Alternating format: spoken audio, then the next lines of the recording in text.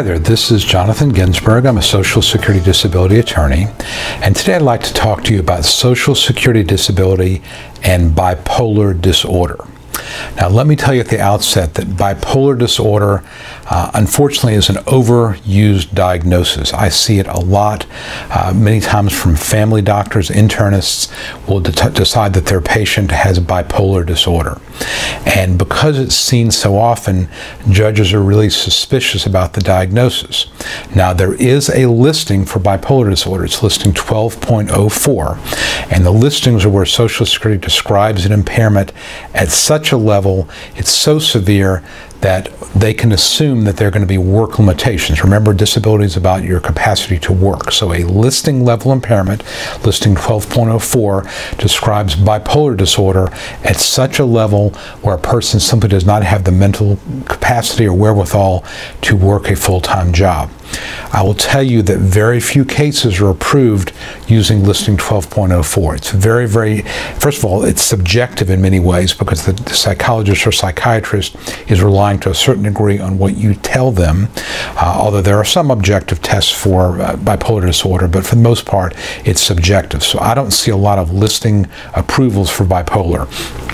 Most bipolar disorder cases are approved under the functional capacity theory, meaning that we're going to argue that your capacity for work has been so reduced by the symptoms of your bipolar disorder, you would not be a reliable employee. And what I mean by that would be attendance. You would have to take too many unscheduled breaks. You would miss too many days from work.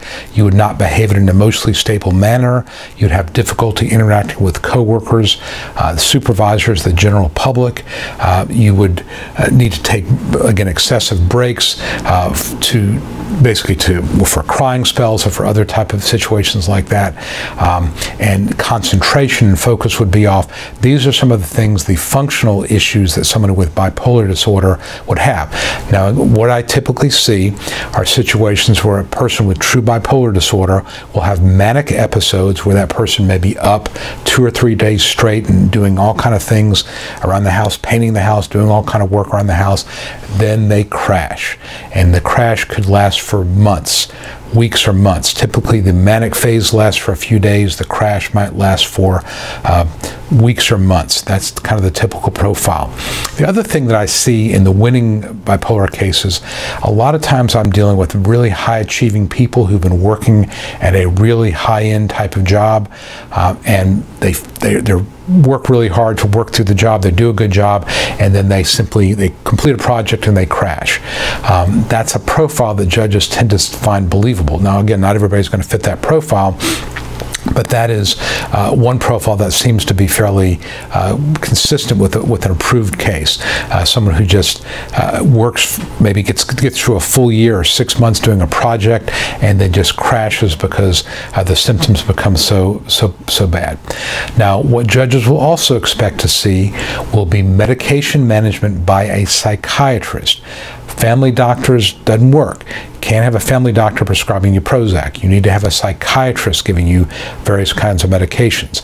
The judge will also want to see in the record where the doctor is trying different kinds of medications because certain medication is no longer effective. And if they see that you've been tried with 4, 5, 6 different medications, and we have a record of that, one of the things we would do is submit medical records showing the treatment notes showing the different types of medication tried.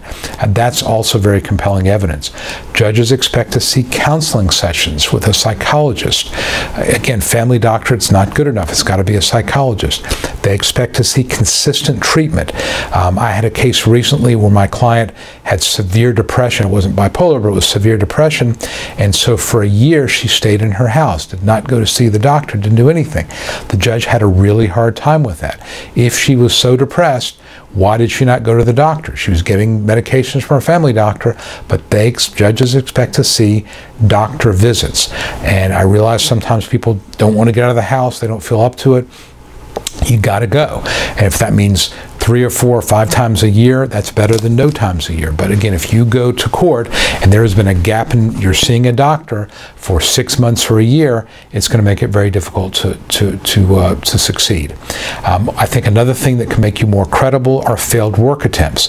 If you try to work and you're not successful, and we can get statements from a former supervisor or coworker about the problems you had, that can be compelling evidence. That's something you want to talk to your attorney about, because the amount of time you spend on a work attempt can make a difference. You don't want to spend more than 3 months without really understanding that means you're going back to work.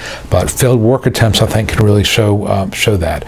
I think that, again, I mentioned people with good jobs. If you lose a really good job, people don't leave a 6-figure job to sit at home for 2 years waiting to get Social Security disability. So that is evidence that you have a significant problem. If you lose a really good job and you simply cannot function, you try to work at home, you try to change the job to make it fit, it simply does not work, that is actually good evidence.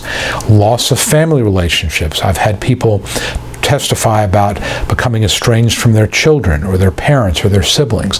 That's something that is consistent many times with bipolar disorder. People become, they turn inwards and they don't really want to deal with other people. And to that degree, a lot of times I'll have witnesses come to the hearing and testify about the problems this person has had with relationships, with family relationships, friends, and things like that. So those are some of the things that I see in winning bipolar cases. And the main takeaway I would tell you is, if all you're treating with is your family doctor, you're probably not going to win. You need more than that. And judges expect to see a really, really high level of impairment if they're going to prove a case on bipolar, a firm diagnosis from a psychiatrist and or a psychologist, and significant medication management without a lot of success from the psychiatrist.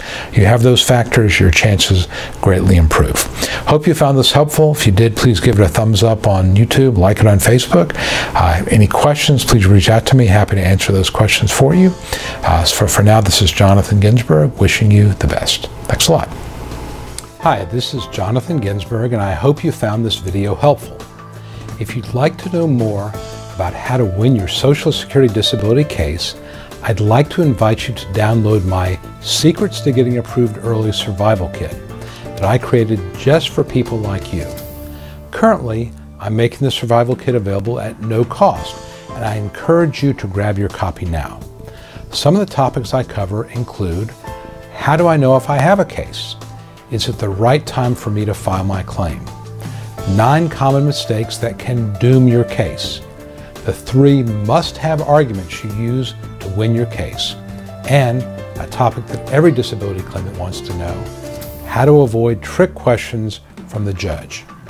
If you or a loved one need to win Social Security disability benefits, you'll find the Survival Kit essential reading. Download your Survival Kit right now and at no cost. Just visit ssdanswers.com/survival and sign up. It's that easy. Please act now. And as always, I wish you the best.